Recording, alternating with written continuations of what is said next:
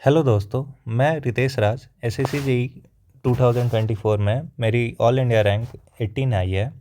And बहुत दिन हो गए थे वीडियोस बनाए हुए एंड मैं बहुत ज़्यादा बिजी चल रहा था आने वाले सब पिछले पिछले बीते हुए सप्ताह में।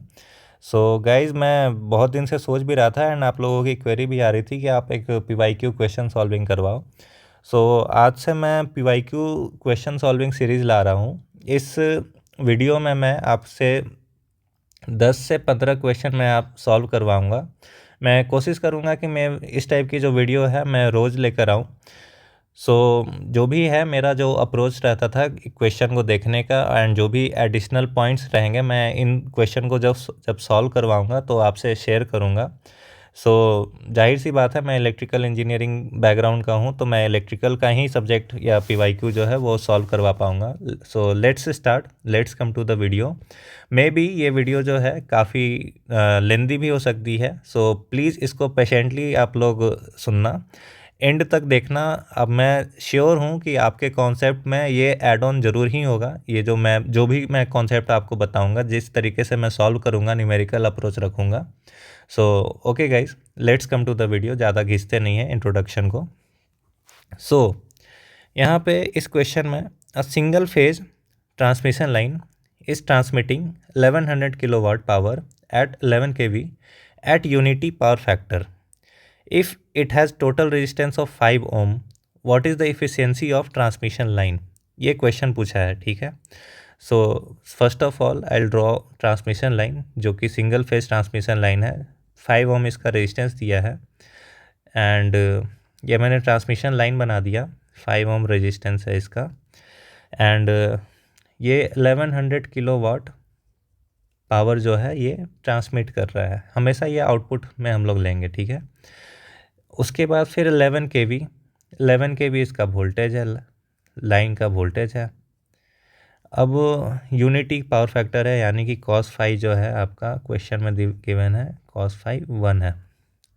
सो आपसे पूछ रहा है एफिशिएंसी क्या होगी। एफिशिएंसी की फॉर्मूला जो होती है P output by P input. Okay, so let's come to the question. P आपका होता है VI cos फाई। ये सिंगल फेज के लिए होता है। यहाँ पे सिंगल फेज ट्रांसमिशन लाइन दिया हुआ है। 3 फेज के लिए यहाँ पे आपका 3 VPH IPH बन जाएगा या √3 VL IL बन जाएगा। सो वो अदर केस है, इसको पहले डिस्कस करते हैं। पावर है आपका, आउटपुट पावर 1100 किलोवाट। वोल्टेज है आपका 11 into current into cos phi जो है वो है आपका 1, ठीक है। करंट जो आपका बन जाएगा यहाँ से 100 एम्पियर निकल कर आएगा, ठीक है। यहाँ पे देखो ये केवी में थी, ये केवी में है, दोनों कैंसल आउट हो जाएंगे। सो करंट जो है आपका 100 एम्पियर रहेगा। सो पावर लॉस कितना होगा लाइन में। लाइन का जो रेजिस्टेंस है वो दिया है 5 ओम। पावर लॉस का फॉर्मूला होता है I² R। आई है आपका 100, आर है आपका 5, यानी कि 100 इंटू 5 दैट इज़ 50 किलोवाट, ठीक है। अब आप देखो कि पी आउटपुट आपको पता है, पी आउटपुट आप क्या है 1100 किलोवाट, यानी कि 1100। पी इनपुट क्या हो जाएगा, पी इनपुट आप अगर देखो तो पी आउटपुट प्लस जो भी लॉसेस हैं, पी लॉस, वही एक तरीके से आपका पी इनपुट होगा। सो 1150 आपका पी आउटपुट हो गया, पी इनपुट हो गया, सॉरी मैं बोलने में मिस्टेक कर दिया। पी इनपुट आपका जो हो गया 1150 हो गया, ठीक है।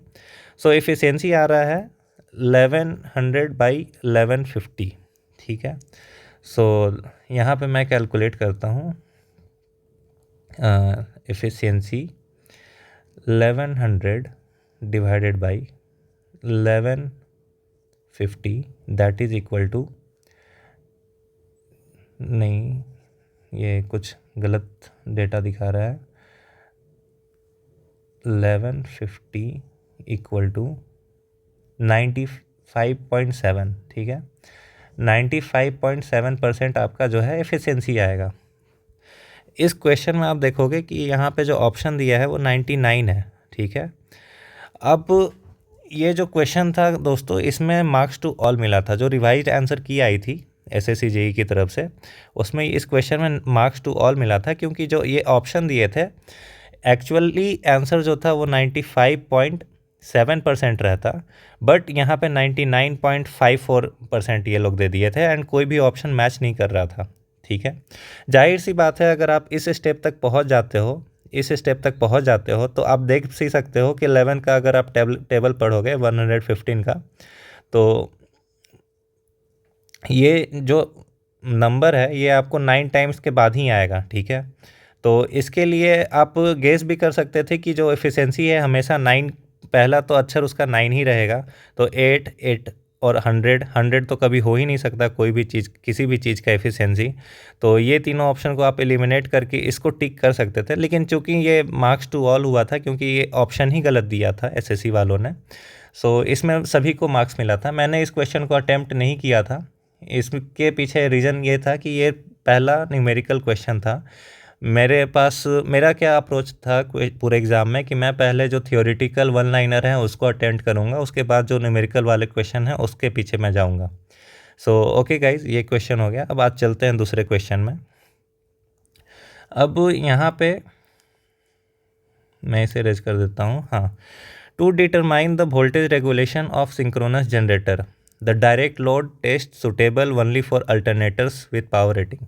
देखो, जो वोल्टेज रेगुलेशन होता है, ठीक है, वोल्टेज रेगुलेशन सिंक्रोनस जनरेटर का, इसके बहुत सारे मेथड होते हैं। एक होता है डायरेक्ट लोडिंग होता है, एक होता है ईएमएफ मेथड फाइंड करने के लिए, एक होता है एमएमएफ मेथड, एक होता है एएसए अमेरिकन स्टैंडर्ड। उसके बाद फिर आपका जो एक और मेथड होता है वो होता है पोर्टियर। उसके बाद फिर एक और मेथड होता है, मेरे दिमाग से वो निकल रहा है, synchronous impedance method, MMF method.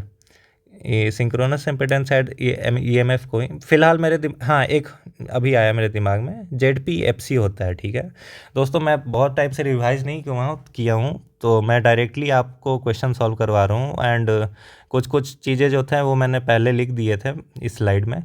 सो इतने सारे मेथड होते हैं। इसमें पूछा है आपसे डायरेक्ट लोड मेथड के बारे में, ठीक है। डायरेक्ट लोड मेथड जाहिर सी बात है कि इसमें आप लोड सीधा जितने पर भी आपको वोल्टेज रेगुलेशन चाहिए, जितने लोड पर, उस रेटिंग का लोड आप लगाओ और डायरेक्ट वोल्टेज रेगुलेशन कैलकुलेट करो, ठीक है, टेस्ट करो जनरेटर को उस लोड पे लगाकर। तो जाहिर सी बात है कि ये जो ऑप्शन है आपका मोर देन 5 किलोवाट, ये तो बिल्कुल नहीं हो सकता, क्योंकि आप जितना ज़्यादा लोड लगाओगे आप, ठीक है, उतना ज़्यादा आपके ऊपर बर्डन बढ़ते जाएगा, ठीक है। आप मानकर चलो, आप अगर आपका जनरेटर है 1 मेगावाट का है, ठीक, 1 मेगा केवीए का है, ठीक है, तो इतना बड़ा आप डायरेक्ट लोड लेकर आओगे कहाँ से, ठीक है। जाहिर सी बात है आप रेसिडेंशियल लोड ही लेकर आओगे। रेसिडेंशियल लोड क्या होता है, जो आपके घर में जो लोड लगा हुआ है वो हो गया रेसिडेंशियल लोड। रेसिडेंशियल लोड जो है अप टू 5 केवीए या अप टू 5 किलोवाट, ये अगर आप ध्यान दोगे अपने घर पे कि अगर आपके घर का जो लोड है, सैंक्शन लोड जो है, वो अगर 5 किलोवाट के नीचे है तो आपको सिंगल फेज सप्लाई मिलेगी। अगर इसके ऊपर है तो आपको 3 फेज सप्लाई मिलेगी, ठीक है। सो इस ऑप्शन में इस क्वेश्चन का जो आंसर था वो लेस देन 5 केवीए है, ठीक है, कि अब 5 केवीए के नीचे का जो भी रहता है लोड, उसके लिए हम लोग direct loading direct loading method से वोल्टेज रेगुलेशन फाइंड करते हैं, ठीक है। मैंने भी इसका ऑप्शन 2 ही मतलब चूज़ किया था। इसमें मैंने ऑप्शन एलिमिनेशन का यूज़ किया, क्योंकि जो स्टैंडर्ड लोड है वो 5 केवीए है, ठीक है। 2 केवीए 3 केवीए मुझे स्टैंडर्ड लोड नहीं लगा था, एंड मोर देन 5 केवीए तो बिल्कुल ही नहीं होता। तो इसमें ऑप्शन एलिमिनेट करके मैंने लेस देन 5 केवीए पे टिक किया, एंड यही आंसर रहता है इसका। सो चलते हैं दोस्तों नेक्स्ट क्वेश्चन में। A back EMF is significant quantity during operation of DC motor, which one of the following statement regarding the concept of back EMF is correct, ठीक है। बैक ईएमएफ मैं आपको बता दूं, E = NP5Z/60A, ठीक है। At no load back EMF is 0। देखो अगर DC मोटर है, ठीक है, लोड नहीं है, मानकर चलो DC मोटर नहीं, आप साइकिल चला रहे हो आप, ठीक है। साइकिल का मैं एक ड्राइंग बना देता हूँ, ये हैंडल बन गया, ड्राइंग मेरी ख़राब है माइंड मत करना। अगर आप साइकिल चला रहे हो, ठीक है, आपका पीछे एक दोस्त बैठता है, ठीक है, दोस्त है हो गया क्या आपका, आपके लिए लोड हो गया, और यहाँ पे आप साइकिल राइड कर रहे हो। अगर दोस्त नहीं बैठा है, यानी कि लोड नहीं है आपके ऊपर, तो दोस्त को मैं मिटा देता हूँ। आप साइकिल तेज़ी से चलाओगे या धीमे चलाओगे? जाहिर सी बात है आप फास्ट चलाओगे साइकिल, ठीक है, यानी कि नो लोड पे आप फास्ट चला रहे हो। जैसे ही आपके पीछे दोस्त बैठ गया, ठीक है, जैसे ही आपके पीछे एक दोस्त बैठ गया साइकिल पे, आपकी जो स्पीड है वो स्लो हो जाएगी, ठीक है, आप स्लोली साइकिल चला पाओगे क्योंकि पीछे लोड है। तो जब नो लोड है तो मोटर का स्पीड क्या है, स्पीड आपका हाईएस्ट है। अगर स्पीड हाईएस्ट है तो EMF क्या होगा आपका, हाईएस्ट होगा। तो जाहिर सी बात है बैक EMF 0 तो बिल्कुल ही नहीं हो सकता है, ये ऑप्शन ही गलत है। तो यहाँ पे हमने ऑप्शन को एलिमिनेट कर दिया, ये आपका पहला ऑप्शन तो बिल्कुल गलत है, ठीक है। अब आते हैं दोस्तों दूसरे ऑप्शन में, back EMF decreases considerably while loading the motor. जाहिर सी बात है, मैंने आपको बताया कि अगर आपका दोस्त यहाँ पे बैठ गया, एक दोस्त और बैठा लो आप इस साइकिल में, एंड तो फिर और ज़्यादा स्लो आप हो जाओगे। तो और ज़्यादा स्लो हो जाओगे तो जो स्पीड है आपकी वो घट जाएगी। स्पीड अगर घटेगी आपकी, तो जाहिर सी बात है EMF भी घट जाएगा। तो बैक EMF जो है डिक्रीज हो जाएगा जब आप लोड लगाओगे मोटर पे, तो ठीक है, ये इस स्टेटमेंट से तो आप एग्री किए। अब आते हैं अगले स्टेटमेंट पे, देखते हैं back EMF increases considerably while loading the motor. बिल्कुल ही गलत। अगर आप लोड लगा रहे हो तो स्लो हो रहा है, स्पीड जो है आपका घट रहा है, जिसके वजह से बैक EMF भी आपका घट रहा है। तो ये स्टेटमेंट तो बिल्कुल ही गलत है। आते हैं फोर्थ में, back EMF is not necessary for the electromechanical energy conversion in a motor. बिना किसी अपोजिशन के एनर्जी कन्वर्जन होना पॉसिबल ही नहीं है, तो बैक EMF बहुत ही ज़्यादा नेसेसरी है। ये नॉट वाला जो वर्ड है इसको हटा दीजिए आप, ठीक है, तो बिल्कुल ही नेसेसरी है, तो ये वाला ऑप्शन भी गलत। सो ऑप्शन 2 जो है वो इस केस में सही रहता। मैंने भी ऑप्शन 2 ही टिक किया था दोस्तों, आप देख सकते हो यहाँ पे। अब चलते हैं अगली क्वेश्चन में, how is the resistance of a wire related to the length of the wire. जाहिर सी बात है रेजिस्टेंस की फॉर्मूला आप लोग भी पढ़े होंगे, ρL/A। Resistance of wire related to length of wire, resistance जो है डायरेक्टली प्रोपोर्शनल होता है लेंथ ऑफ वायर के, सो डायरेक्टली प्रोपोर्शनल। ऑप्शन 4 मैंने भी टिक किया था। Let's come to the next question, what is diversity factor in a power system. ठीक है, डाइवर्सिटी फैक्टर की जो फॉर्मूला है वो होती है sum of individual maximum demand divided by maximum demand on the system. ठीक है, मैंने यहाँ पे लिखा है, सो आपको ये चीज़ याद करना पड़ेगा। ठीक है, डाइवर्सिटी फैक्टर क्या होता है, लोड फैक्टर क्या होता है, डिमांड फैक्टर क्या होता है, ये सारे चीज़ें जो भी जितने भी रेशियो हैं, मैं सोच रहा हूँ इस पर एक वीडियो बनाऊँगा, ठीक है, लेकर आऊँगा। एंड अभी के लिए जो भी इंपॉर्टेंट पॉइंट है मैं इस क्वेश्चन में लिख दिया हूँ आपके लिए। सो डाइवर्सिटी फैक्टर सीधा फॉर्मूला से ही क्वेश्चन पूछ दिया था दोस्तों। यहाँ पे आप देख रहे हो, ratio of sum of the individual maximum demand of all the consumer to the maximum demand of the power system, सीधा फॉर्मूला से क्वेश्चन है। ठीक है, अब देखो यहाँ पे इंडिविजुअल मैक्सिमम डिमांड सम है, यानी कि, और maximum demand on the system, यानी कि ये हमेशा जो वैल्यू रहेगा डाइवर्सिटी फैक्टर का हमेशा मोर देन 1 रहेगा। ठीक है, ऑलवेज मोर देन 1। सो और भी फैक्टर जो होते हैं उनको मैं डिस्कस करता हूँ अभी आपसे। सबसे पहले तो आप ये देख लो, ये होता है लोड कर्व। ठीक है, पूरे दिन में लोड का क्या व्यवहार रहा, बिहेवियर रहा, उसका जो एक कर्व बनता है कि सुबह के टाइम में कम लोड था, उसके बाद फिर धीरे धीरे जैसे ही ऑफिस का टाइम हुआ लोड बढ़ा, पीक ऑफिस आवर में लोड बढ़ा, उसके बाद फिर दोपहर में थोड़ा बहुत कम हुआ, फिर शाम के टाइम में लोड और बढ़ गया एंड फिर रात में लोग सोने चले गए तो लोड कम हो गया। ठीक है, ये है लोड कर्व, लोड का बिहेवियर बताता है। लोड कर्व से सिमिलर वर्ड आता है एक लोड ड्यूरेशन कर्व। अगर आप किसी चीज़ को डिसेंडिंग में, मतलब लोड कर्व को अगर आप डिसेंडिंग ऑर्डर में अरेंज कर दो, यानी कि जो हाईएस्ट पीक लोड था, यानी कि 20 मेगावाट का जो पीक लोड था 8 से 16, मतलब कि ये 8 घंटे तक रहा, तो आप इसको डिसेंडिंग ऑर्डर में कर दो कि 20 मेगावाट का जो लोड है वो 8 घंटे तक रह रहा है, उसके बाद फिर 15 का 4 घंटे तक रह रहा है, तो इस चीज़ को डिसेंडिंग में कर दोगे तो ये आपका बन जाएगा लोड ड्यूरेशन कर्व। ठीक है, सिंपल सा चीज़ है, ज़्यादा कॉन्सेप्ट नहीं है। एक क्वेश्चन पूछा था एसएससी ने कि लोड कर्व का जो एरिया रहता है वो क्या देता है, तो लोड कर्व का जो एरिया है वो आपको बताता है कि कितना एनर्जी आपने कंज्यूम किया। ठीक है, so let's come to the other ratio. Load factor, load factor मैंने ट्रिक से इसे याद किया था, लाल आम मीठा। ठीक है, एल से लोड फैक्टर, ए से एवरेज लोड एंड एम से maximum demand.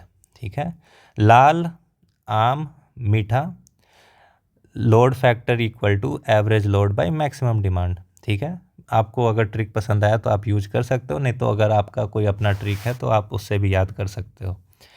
Demand factor, dancer Mithun Chakraborty, dancer Mithun Chakraborty, यानी कि डिमांड फैक्टर इक्वल टू आपका हो गया maximum demand by connected load. ठीक है, अब plant use factor, plant use factor क्या है, आप कोई भी चीज़ प्लांट अगर मानकर चलो पावर प्लांट है, उसका कितना यूज आप लोग कर रहे हो, ठीक है, उसको बोलते हैं प्लांट यूज़ फैक्टर। तो प्लांट यूज़ फैक्टर क्या होता है कि किलोवाट आवर जनरेटेड, कितना एनर्जी आपने जनरेट किया, कितना कैपेसिटी था प्लांट का, और कितने आर तक आप लोग यूज किए। ठीक है, ये यूज किए, numbers of hours of use. ठीक है, ये बताता है plant capacity into number of hours use, यानी कि इतना आप लोग जनरेट कर सकते थे लेकिन आप लोग इतना ही जनरेट कर पाए। ठीक है, ये आप, इसका मतलब ये हुआ कि आपने प्लांट का इतना ही यूज किया। ठीक है, समझ रहे हो आप मैं क्या बोल रहा हूँ? मैं बोल रहा हूँ कि प्लांट यूज़ फैक्टर कितना आप जनरेट कर सकते थे, बट आपने कितना जनरेट किया।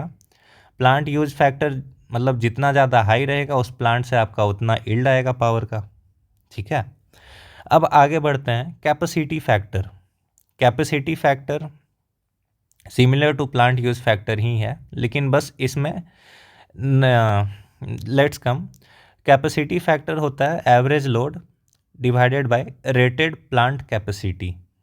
ठीक है, यहाँ पे एनर्जी में बात किए थे हम लोग, ये प्लांट यूज़ फैक्टर में एनर्जी में बात किए थे, यहाँ पे हम लोग पावर में बात कर रहे हैं। ठीक है, एवरेज लोड जो भी आपका लोड है, उसके बाद रेटेड प्लांट कैपेसिटी जो भी आपका रेशियो है इन दोनों का।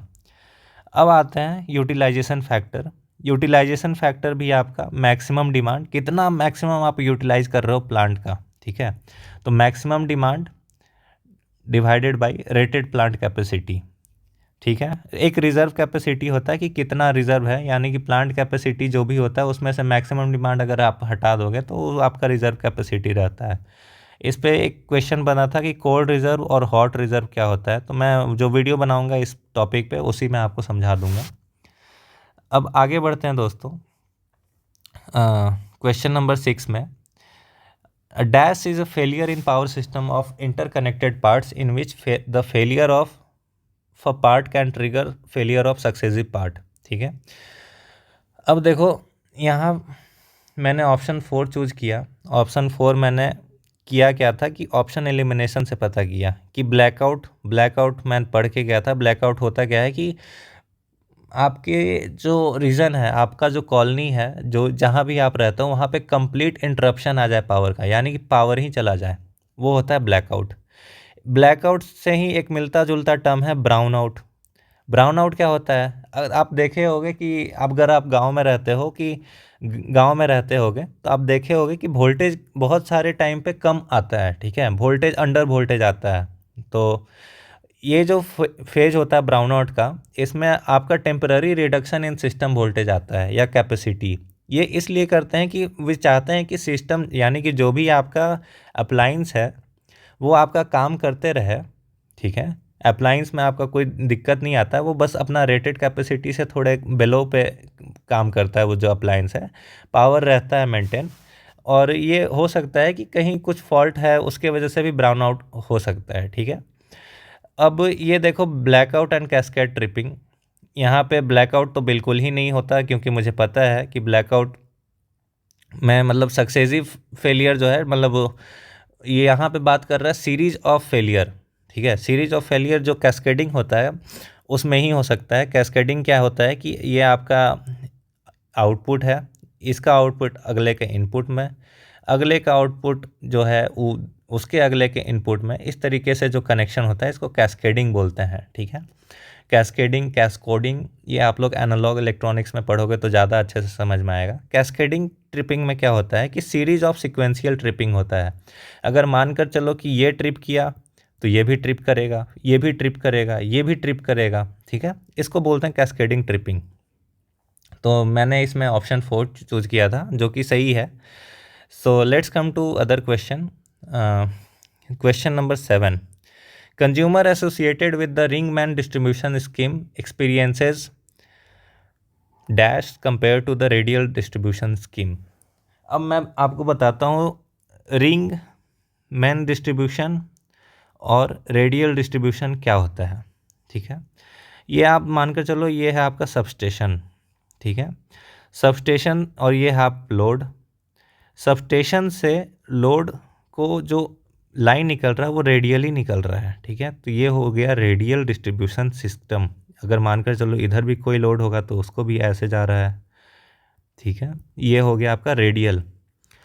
अब ये देखो यहाँ पे भी सबस्टेशन है, यहाँ पे भी है, यहाँ पे भी सबस्टेशन है। सबस्टेशन मेरा कहने का मतलब है कि ट्रांसफार्मर मानकर चलो, ठीक है। अब ये जो है आपस में इंटरकनेक्टेड है, ठीक है। ये एक रिंग बन रहा है, रिंग, ठीक है, एक रिंग बन रहा है। अब इस रिंग के बीच में जो है वो लोड है, ठीक है। लोड जो है अगर मानकर चलो मैं लोड को कनेक्शन देना चाहूँगा तो यहाँ से दे दिया, यहाँ से दे दिया, यहाँ से दे दिया, कहीं से भी जो भी पास का है उससे दे दिया कनेक्शन, ठीक है। अब यहाँ पे एक चीज़ आपका फ़ायदा क्या होता है रिंग मैन सिस्टम का, कि मानकर चलो इस लाइन में फॉल्ट आ गया, ठीक है। ये जो लाइन है इसमें फॉल्ट आ गया, मैं इस काम करता हूँ, इसे इरेज कर देता हूँ। ये इरेज तो नहीं हो रहा है, मैं आप मानकर चलो कि इस लाइन में फॉल्ट आ गया, इस लाइन में फॉल्ट आ गया। तो यहाँ पर जो सप्लाई है ये बैकफीड से मैंने यहाँ पे दिखा रखा है कि बैकफीड जो है मानकर चलो ये सबस्टेशन है, ये इसको एनर्जी देगा, ये इसको एनर्जी देगा, और ये जो है आपको इसको देगा। एंड यहाँ से जो भी लोड कनेक्टेड होगा उसको यहाँ सप्लाई मिल जाएगा। तो जाहिर सी बात है एक रिलायबिलिटी जो है वो बना रहता है, ठीक है। रिलायबिलिटी बना रहता है आपका सिस्टम में, ठीक है, पहला चीज़। दूसरा चीज़ जो है रिंग मैन ज़्यादा रिलायबल है रेडियल के मुकाबले में। रेडियल में अगर आपका यहाँ पे फॉल्ट आ गया इस सबस्टेशन में तो आपका जो जितने भी घर हैं यहाँ पे किसी में भी आपको सप्लाई, पावर सप्लाई नहीं मिल पाएगा, ठीक है। अब एक और चीज़ है कि यहाँ पे आप देखो कि जितना ज़्यादा डिस्टेंस तक जाएंगे उतना ज़्यादा वोल्टेज ड्रॉप होगा इस केबल में, ठीक है। जितना ज़्यादा वोल्टेज ड्रॉप होगा उतना लो वोल्टेज यहाँ पे पहुँचेगा, लो वोल्टेज यहाँ। अब इसके कंपैरिजन में यहाँ पे तो कम ही वोल्टेज पहुँचेगा। और रिंग में क्या है कि रिंग में आपका हमेशा लोड से कनेक्टेड है, ठीक है। जो लोड है वो आपका बीच में है, ठीक है, और आपका जो भी नियरेस्ट पॉइंट है वहाँ से आप सप्लाई ले रहे हो, ठीक है। तो इसके वजह से जो वोल्टेज ड्रॉप आ रहा है रिंग मैन डिस्ट्रीब्यूशन में वो कम आ रहा है एज़ कम्पेयर टू रेडियल, ठीक है। तो जाहिर सी बात है लेस वोल्टेज फ्लक्चुएशन आपका देखा जाता है रिंग वाले में, ठीक है। यहाँ पे पूछा भी था आपका कि रिंग मैन डिस्ट्रीब्यूशन में ऐसा क्या है जो आपका रेडियल में नहीं है। तो जाहिर सी बात है कॉपर लॉस तो दोनों में ही होगा गाइज। उसके बाद यूनिटी पावर फैक्टर ऑलवेज नहीं बोल सकते हम लोग यूनिटी पावर फैक्टर, क्योंकि लोड के ऊपर डिपेंड करता है पावर फैक्टर क्या है। लेस रिलायबल पावर सप्लाई मैं बता चुका आपको, रिंग मैन सिस्टम में हमेशा रिलायबिलिटी ऑफ पावर सप्लाई सबसे ज़्यादा हाईएस्ट होता है, ठीक है, हाई होता है एज़ कंपेयर टू रेडियल। ये रेडियल है और ये रिंग है। तो यहाँ पे अगर मोर रहता ऑप्शन में तो मैं इस ऑप्शन के साथ जाता, लेकिन यहाँ पे मोर नहीं है तो ये ऑप्शन भी गलत, ये भी गलत, ये भी गलत। सो जो करेक्ट है वो ऑप्शन 3 है, less voltage fluctuation. So let's come to the other question. In semiconductor diode, the ratio of change in forward biased voltage across the diode to change in current in the diode is called। जाहिर सी बात है, आपका पूछ रहा है VD by ID का जो रेशियो है। सिंपल ओम्स लॉ में आपने पढ़ा होगा, V बाई I का जो रेशियो होता है वो R होता है। यहाँ पे रेजिस्टेंस सारा दिया हुआ है। तो आपको डिसाइड करना है कि कौन सा रेजिस्टेंस होगा, DC फॉरवर्ड होगा, AC फॉरवर्ड होगा, AC रिवर्स होगा, DC रिवर्स होगा। क्वेश्चन में फॉरवर्ड बायस्ड वोल्टेज है तो जाहिर सी बात है रिवर्स वाला तो ऑप्शन में से हट गया, ठीक है। अब आपको डिसाइड करना डीसी होगा या एसी होगा। तो ये चीज़ आपको याद करना पड़ेगा दोस्तों। मुझे कन्फ्यूजन था तो मैंने डीसी मार के आ गया, ठीक है। यहाँ पे आप देख रहे हो कि मैं ये गलत मारा हूँ ये ऑप्शन। तो मेरे हो क्या गए थे कि 2 ऑप्शन तो एलिमिनेट हो गए थे, तो 2 में मुझे रिस्क लेना था तो मैंने रिस्क लिया। रिस्क भी ऐसा लिया कि दोनों, एक जो तुक्का मारा वो भी गलत हो गया। ये हमेशा एसी फॉरवर्ड रेजिस्टेंस होता है, ठीक है। ये जो आरडी होता है डायोड रेजिस्टेंस, इसका हम लोग अलग अलग नेमिंग रखते हैं। एक नाम है आपका डायनेमिक रेजिस्टेंस, ठीक है। दूसरा नाम है आपका एसी रेजिस्टेंस जो कि यहाँ पे ऑप्शन में भी है, और तीसरा नाम है आपका इंक्रीमेंटल रेजिस्टेंस, ठीक है। आगे बढ़ते हैं क्वेश्चन में। Question number 9, which of the following material is most commonly used for the filament in incandescent lamp. बहुत ही सिंपल क्वेश्चन है, आप लोग फर्स्ट ईयर में पढ़ते होंगे। टंगस्टन का यूज करते हैं हम लोग एज अ फिलामेंट, ठीक है। जो इनकैंडेसेंट लैम्प 100 वाट की जो बल्ब आप लोग देखे होंगे येलो वाली, उसको बोलते हैं इनकैंडेसेंट लैम्प। उसमें हम लोग tungsten as a filament use करते हैं। उसके पीछे का कारण क्या है कि ये हाई मेल्टिंग पॉइंट रहता है इसका, और वेपराइजेशन जो होता है इसका बहुत ज़्यादा लो होता है। तो ये दोनों रीज़न है। इसका जो मेल्टिंग पॉइंट है वो 3380 डिग्री सेल्सियस है, ठीक है। बाकी सारे मटेरियल का आप देख लो, आयरन का मोस्ट कॉमनली आयरन का सबको ही याद रहता है 1538 डिग्री सेल्सियस। एल्यूमिनियम इससे भी कम पे पिघल जाता है, एंड गोल्ड जो है आपका 1064 डिग्री सेल्सियस पे पिघल जाता है। सो जो 100 वाट वाली जो आपकी बल्ब रहती है वो आप देखे होगे कि काफ़ी ज़्यादा हीटिंग करता है वो, ठीक है। हम लोग जो यहाँ अपने ऑफिस में अगर हम लोगों को हीट करना रहता है वाइंडिंग को, मोटर का जो वाइंडिंग रहता है, अगर उसको हीटिंग प्रोवाइड करना रहता है इंसुलेशन रेजिस्टेंस इंक्रीज करने के लिए, तो हम लोग इसी इनकैंडेसेंट लैम्प का यूज करते हैं, ठीक है। क्योंकि ये अच्छा से हीट भी करता है और इंसुलेशन रेजिस्टेंस जो रहता है मोटर वाइंडिंग का वो बढ़ा देता है। सो ठीक है, अगले क्वेश्चन में चलते हैं। The starting torque of slip ring induction motor is maximum when rotor resistance per phase is equal to rotor reactance per phase, ठीक है। ये स्लिप रिंग इंडक्शन मोटर में आप लोग पढ़े होंगे कि ये आपकी टॉर्क स्लिप कैरेक्टरिस्टिक है, मैं ऐसे ही बना दिया।